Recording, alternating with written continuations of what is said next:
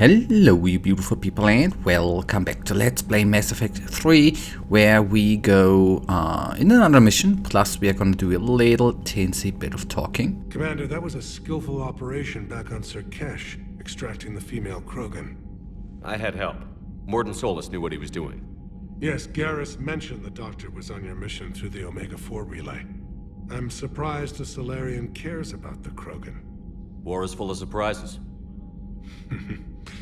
Rarely the good kind. I'm just happy this one played to our advantage. Okay, that we don't need. That's all. Of course, Commander. At least if my memory serves me right. Need something, Shepard? Nope. That's it for now, Rex. Let's get back to work. Anytime. Anytime, alright. So, tech labs. Okay, it's just a walkthrough, forgive me.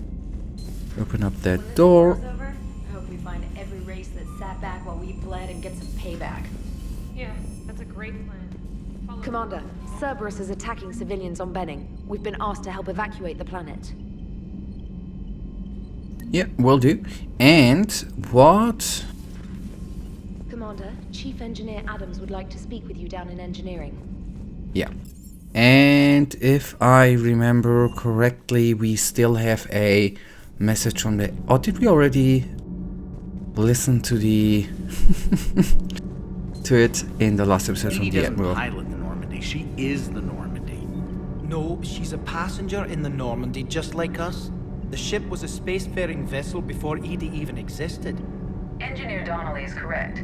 The Normandy SR-2 was completely spaceworthy prior to my installation. See, EDI agrees with me. EDI's mind and the Normandy are a whole entity now. You couldn't just move the processors in the AI core to another ship. Engineer Adams is correct. Processes that contribute to my self-awareness are spread throughout the ship. See? EDI agrees with me. But unlike EDI, our brains couldn't have existed without our bodies. That is a requisite from being organic. You have to look beyond that limited definition of life. Joker pilots the Normandy. He doesn't take over EDI's body when he does that. When EDI controls the ship, she's piloting, just like Joker. EDI doesn't pilot the Normandy, she is the Normandy. No, she's a passenger in the Normandy. EDI just can like... direct the Normandy with her thoughts. She sees, hears, and feels through the ship's sensor arrays. The Normandy is her body. I've seen EDI's body, and its curves are a fine sight better than the Normandy's hull. So what do you think, EDI? Are we more than our thoughts? I'm done. Any more of this and my head's gonna explode. Commander, remember the problem I mentioned? About a core overload possibly venting into the engineering compartment? Donnelly, EDI, and I have been brainstorming and comparing notes. You see, the venting occurs when IES sinks are in a back cycle at the same moment the main core is at peak draw, such as from sustained kinetic. What Engineer Donnelly means to say is that we're confident we can make the system safer. We just need a GX-12 thermal pipe. Unfortunately, we're cut off from Alliance supply chains. Could you keep an eye out for one the next time you're on the Citadel, Commander? I've got the specs right here. I'll look for one next time we go to the Citadel. Thanks, Commander. Is that what you wanted Anything, to Commander? talk about? Carry on, Adams. Aye, aye, sir. Then I try to think about the thermal pipe the next time we are on the Citadel. Could be here to see all this. Yep. Okay, sadly enough, little disclaimer, I might forget that, but I'll do my best to remember.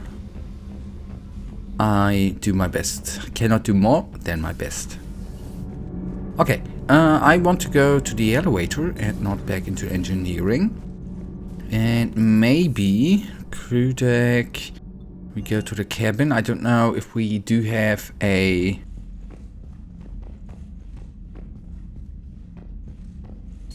Come on, open up. A conversation here waiting for us.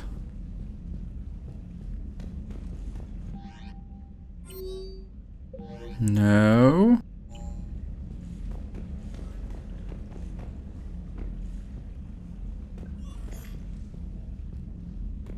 Okay, then we go to the bridge, to the command center, and choose a new mission.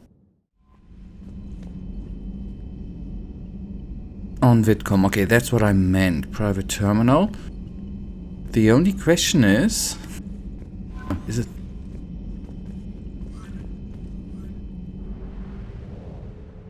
I would like... I leave orbit again. Let's exit. I am uncertain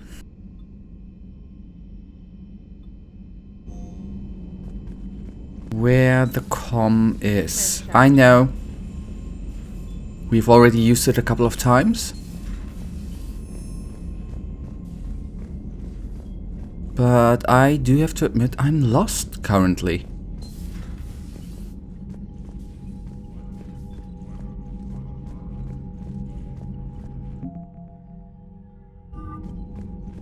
No, what the hell? Where's the comm room? If I don't find it quickly, I'll find it in the... There we go, here I want to go. Shepard. So I imagine by now you've wiped the galaxy clean of Reapers and we can all come up for air? Not quite. There have been a few complications. Aren't there always? Hackett filled me in on the Crucible. Sounds like you've got some knots to untangle. I'm just glad I could take care of one of them for you. I gather you and Kaylee Sanders were close. I owe you for that one, Shepard. Kaylee and I met almost 20 years ago. We even had a run-in with Saren in his early days. She and I were... more than close.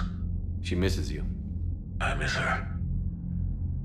End of the world has a way of reminding you what you forgot to do. Maybe when the war's over, Kaylee and I will do something about that. You'll see her soon. I can hope. But you've got a bigger problem right now. Like a galaxy full of scared bureaucrats. It's what you hired me to do. Mostly you were hired to kill Reapers. I hope you haven't been sidetracked by all the politics. Nothing I can't handle. What about you? What's happening on Earth? I'll spare you the details. But let's just say a lot of cities around the world have stopped checking in. That bad? You and I knew what we were in for, but everyone else? I don't think the shock's worn off yet. Are you safe? That changes by the hour. I caught a shuttle evac out of Vancouver, and now we're running from foxhole to foxhole just trying to stay alive. What about the Reapers? They're harvesting everything that moves. They're focusing on the big cities, which does give us some room to maneuver. You think you can hang on? Hell, we're still just trying to talk to each other. Right now, all we can do is organize the resistance at a local level. No lack of volunteers, at least. Everybody knows what's at stake. I don't know how we'll win this yet, but we will. Even if it kills me. Well, you've already died once, and that didn't slow you down. But let's not tempt fate. Keep yourself safe, Shepard. You too, sir. We'll talk again soon. Anderson out. Okay, good. That means we can now finally go to the star map and choose ourselves a new system with a new mission to head on. And let's see, maybe we even get some action today. Maybe, maybe not, I don't know. Let's see, we still have around 6 minutes. Private. If I get your rank right.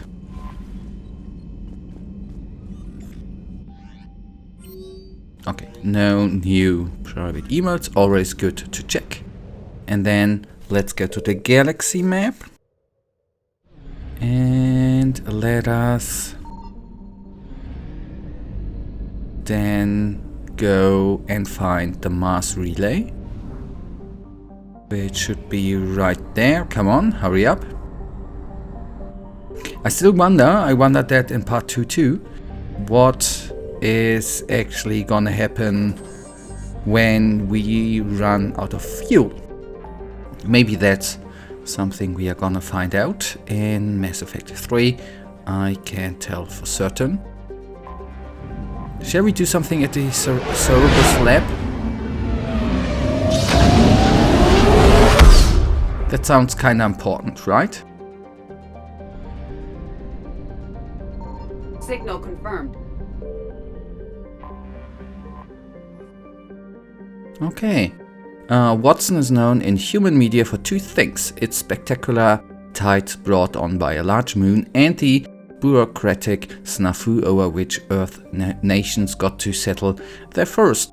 Watson's a garden world first discovered in 2165 CE with credit claimed by the Chinese People's Federation, the United American States and the European Union. The Systems Alliance brokered the infamous Reykjavik Compromise, allowing limited colonization from each coalition in cities comprised of populations from each nation.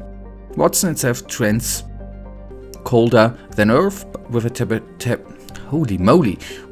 zone measuring about 30 degrees latitude in either direction from the equator.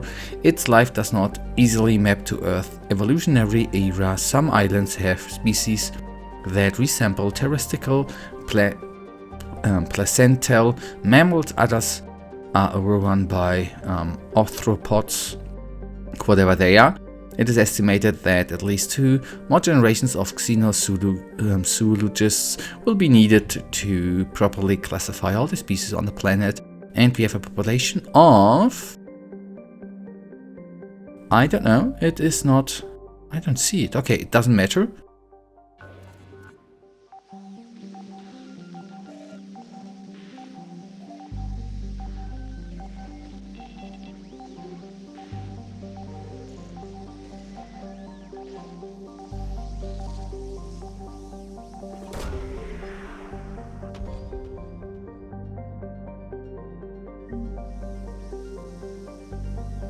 Okay. Was it required? Javelin missile launcher. Alright, good. Don't know if that was actually worth the time and the effort, but I am not gonna complain for something 3. And then let's go over to the lab. Fuel-wise it should be fine. I found something.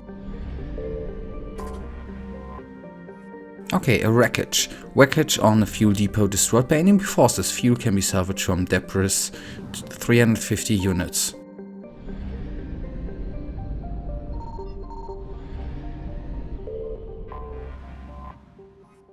Okay.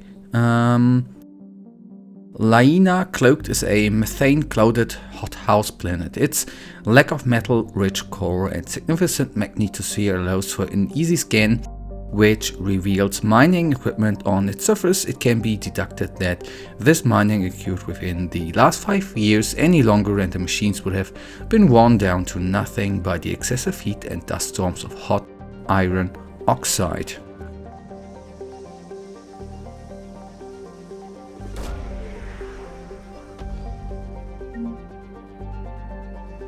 Okay, just credits, right? Okay. Not gonna complain. Credits are much appreciated since... wait, here's the lab, now that I see. Sanctum is proof of the old spacer, and we can land. Added, just because it's a garden world, it doesn't mean it's a picnic. Freezing ice storms cover the poles and temperate zones, leaving a narrow strip of habitable land at the equator. Dry but windy, the area is home to the Sanctum's minimal terrestrial planet life. The planet has yet to develop land-based animals, though invertebrates grow quite large in its pelagic seas. Mining, referred as ice cracking, at anywhere but the equator is common employment on Sanctum. The planet is rich in platinum and palladium deposits, as well as boron, which is locally used in semiconductor doping. Oh, that's nice. Travel advisory: carbon dioxide levels on Sanctum can reach 5,000 parts per million during thermal inversions.